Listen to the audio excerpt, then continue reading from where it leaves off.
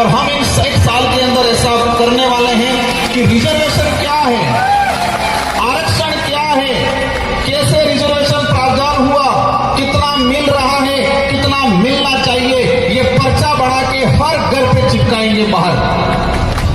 आज विधानसभा के तहत लग रहे कॉलेजों में, आज मेडिकल में प्लेसमेंट एजेंसी के तहत कंपाउंडर डॉक्टर लगने शुरू हो गए।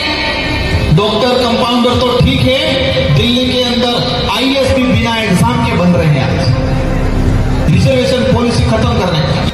अगर आरक्षण देना चाहते तो लड़ाने का काम क्यों कर रहे हो?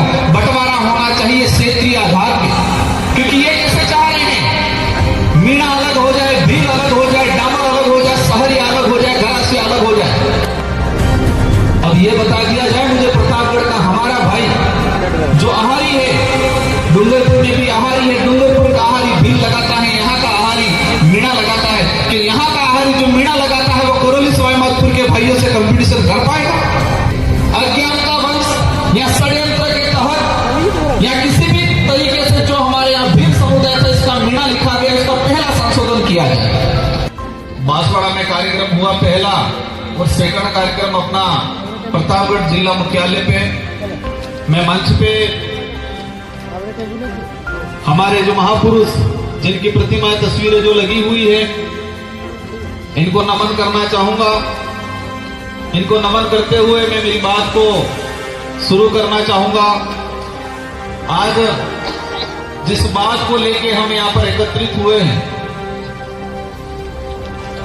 जिस समस्या को लेके हम यहां पर एकत्रित हुए हैं, अनुसूचित क्षेत्र आरक्षण मोर्चा, तो ये मंच पे जो हमारी जो प्रतिमाएं लगा रखी है, हमारे बिरसा मुंडा से लगा के ज्योतिबा फुले, जयपाल सिंह मुंडा, भीमराव अंबेडकर जी, जिस आरक्षण की अपन बात कर रहे हैं, जिस आरक्षण की अपन लड़ाई लड़ रहे हैं, इन महापुरुषों की देन है जो संविधान के अंदर सम्मिलित हुआ 5वीं अनुसूची। और बड़े दुख के साथ कहना पड़ रहा है, सरकारें कोई भी रही हो, लेकिन आज तक अनुसूचित क्षेत्र का रिजर्वेशन पॉलिसी संविधान के अंदर क्या है, सरकार ने कब कब कैसे नियम बनाए, संविधान में क्या है प्रावधान और दिया कितना, इस पे आज तक बात नहीं हो पाई। बात इसलिए नहीं हो पाई है क्योंकि हमारा क्षेत्र भोला भाला रहा,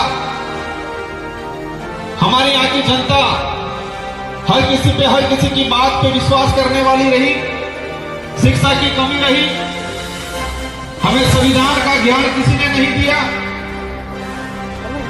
जो 1950 में बना उसकी बात किसी ने नहीं की। लेकिन 5000 साल पहले, 10,000 साल पहले काल्पनिक क्या घटनाएं हुई, उसकी एक एक कड़ी हमारे समुदाय के लोगों को, बड़े बुजुर्गों को, हमारे रिटायर्ड कर्मचारियों को बताया गया। आप सबने अनुभव किया होगा कि हमारे पूर्वज या हमारे बाप दादा की जो बड़े बुजुर्ग 60-70 साल की उम्र वाले हैं, स्कूल में नहीं गए होंगे, लेकिन ऐसी चीजें जानते हैं जो किसी कथावाचक के माध्यम से, किसी बैठक में सुना, जो 800 साल पुराना काल्पनिक घटना का एक एक कड़ी जानकारी में है, लेकिन संविधान के अंदर हमारा अधिकार किस अनुच्छेद में है उसकी बात किसी ने नहीं की, नहीं हमको बताया गया। ये विचारधारा आई, शुरुआत हुआ 5वीं अनुसूची के संवैधानिक अधिकार, लोगों ने भड़काया, ये 5वीं पास की बात कर रहे हैं। हमारे बड़े बुजुर्ग कहने लगे 5वीं पास, क्योंकि हमारे बड़े बुजुर्गों को 5वीं अनुसूची क्या है वो नहीं बताया किसी ने, नहीं पाठ्यक्रम में पढ़ाया जा रहा है। स्कूलों का जो पाठ्यक्रम है, उस पाठ्यक्रम में ट्राइबल के कितने राइट्स हैं, संवैधानिक अधिकार क्या हैं, वो नहीं पढ़ाया जा रहा है। कहीं पढ़ा भी दिया जाता है, 1 या 2 लाइन में सिमट दिया जाता है। आज बड़े दुख के साथ कहना पड़ रहा है कि हमारे साथ जितना जो अन्याय हुआ है, मैं कई बार कहता हूं कि पहले तलवारों से, तीर कमानों से लड़ाइयां लड़ते थे, तलवारों से, तीर कमानों से होता था, शोषण होता था। लेकिन आज कागज और कलम में अत्याचार हो रहा है हमारे साथ, कलम के माध्यम से कागजों में हो रहा है और वो हमें एहसास भी नहीं हो रहा है। जब सुप्रीम कोर्ट ने कहा कोटे में कोटा,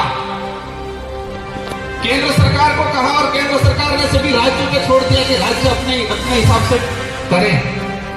अगर सच में हमारा इलाका वंचित है, उसको रिजर्वेशन देना चाहते तो टीएससी की बैठक बुलाते, सबसे पहले जितने ट्राइबल एमएलए हैं उन सारे एमएलए को बुला के पूछते क्या राय है सबकी। आज तक वर्तमान सरकार ने ट्राइबल एडवाइजरी काउंसिल की बैठक नहीं बुलाई। अब हमारे बड़े बुजुर्गों को ट्राइबल एडवाइजरी काउंसिल क्या है उसके बारे में भी नहीं पता है। वो पता इसलिए नहीं है कि आज तक इसके बारे में चर्चा नहीं हुई। माहौल बना दिया गया कि वो खा गया आरक्षण, वो खा गया, उसने ये किया वो किया। स्वाभाविक है जो जागरूक पहले हुआ, स्वाभाविक है जिसकी पहुंच राजधानियों के नजदीक थी, लाभ लिया। अगर आरक्षण देना चाहते तो लड़ाने का काम क्यों कर रहे हो? बंटवारा होना चाहिए क्षेत्रीय आधार पे। वो क्षेत्रीय आधार पे इसलिए क्योंकि ये कैसे चाह रहे हैं, मीणा अलग हो जाए, भीड़ अलग हो जाए, डामर अलग हो जाए, सहरिया अलग हो जाए, गरासिया अलग हो जाए। अब ये बता दिया जाए मुझे प्रतापगढ़ का हमारा भाई जो आहारी है, डूंगरपुर में भी आहारी है, डूंगरपुर का आहारी भीड़ लगाता है।